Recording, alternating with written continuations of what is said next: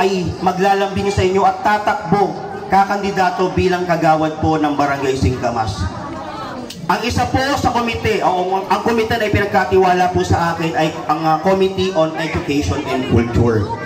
Ako po sa matagal na panahon ay naghawak na po ng iba't ibang mga kabataan at yung akin pong kaalaman at kaalaman ay nais ko pong maibahagi at magamit po dito po sa ating barangay. Hindi naman po ako papasok sa isang bagay na hindi ko pinag-isipan o kaya wala po akong maiaambag. Kaya tumatayo po ako sa inyong harapan na alam ko po sa sarili ko nakahanda akong tumulong, nakahanda akong magbahagi po ng akin pong mga kakayanan. Kung bibigyan niyo po ng pagkakataon, meron po akong 4 na nais pong tutukan. Una, sa Committee on Education, gusto ko pong mas mapalawak yung ating papakalat ng mga information ng ating pong mga kasalukuyang programa na ipinatupad na po ng ating kagawad, soon to be, San Francisco. Makikipagtulungan po tayo sa ating pong eskwelahan, sa Division of Makati, dahil po bilang dati pong School Parent Teachers Association ng F. Benitez 3, nakita ko po kung ano po yung pangangailangan ng ating paaralan at handa po tayong tugunan at handa po tayong umalalay sa mga pangangailangan po na yun. Kung saan yung mga anak niyo po, karamihan po dito, nag-aaral po sa F. Benitez 3. Tama po ba?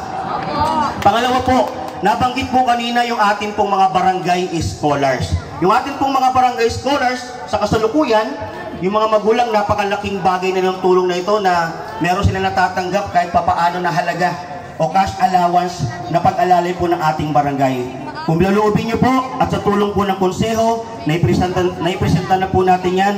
Sa susunod na taon, dadagdagan po natin yung allowance na natatanggap po ng ating mga barangay scholars. Bukod po dyan, meron din po tayong mga, nabanggit nga po kanina, meron tayong mga estudyante na at the end of the year, yung ating mga, ang tawag doon, yung mga honors, mga may karangalan. Yan, ang ating buong barangay ay meron din pong inilalaan dyan pondo. No, meron din ilalaan na cash incentive bilang, kumbaga, pasasalamat natin sa kasipagan ng mga bata na yon na talagang meron namang karangalan. Alam niyo ho, dati ho, I think para meron tayong 25 na recipient, no, nung mga bata na yon. Pero sa pakikipag-ugnayan po natin dun sa ating paaralan, tataasan po natin yon at dadagdagan din po natin yung bilang ng mga mag-aaral na makatatanggap po nun. Palakpakan nyo po yung ating barangay council.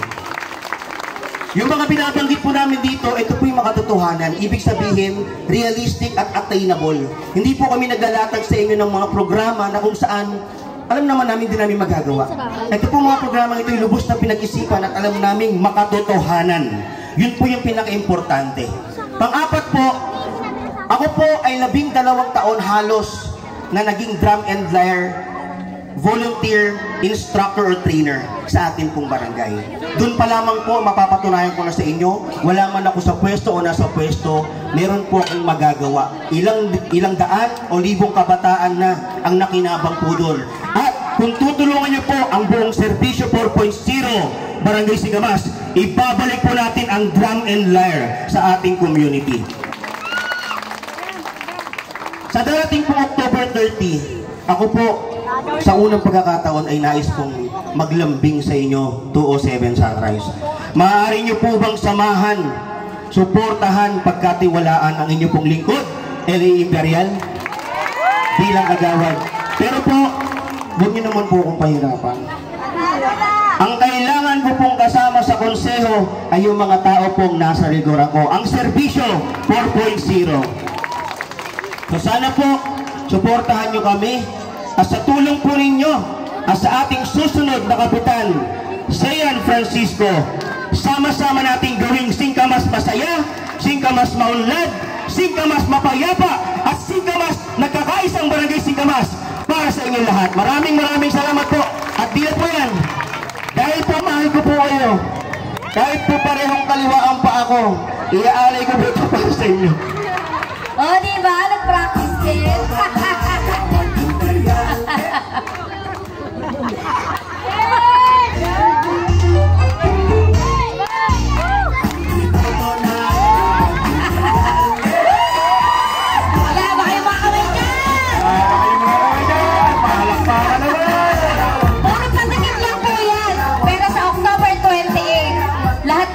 Pasasayawin natin. Kita nyo na, ayan po si Kagawad L.A. Imperial. Hindi po ba?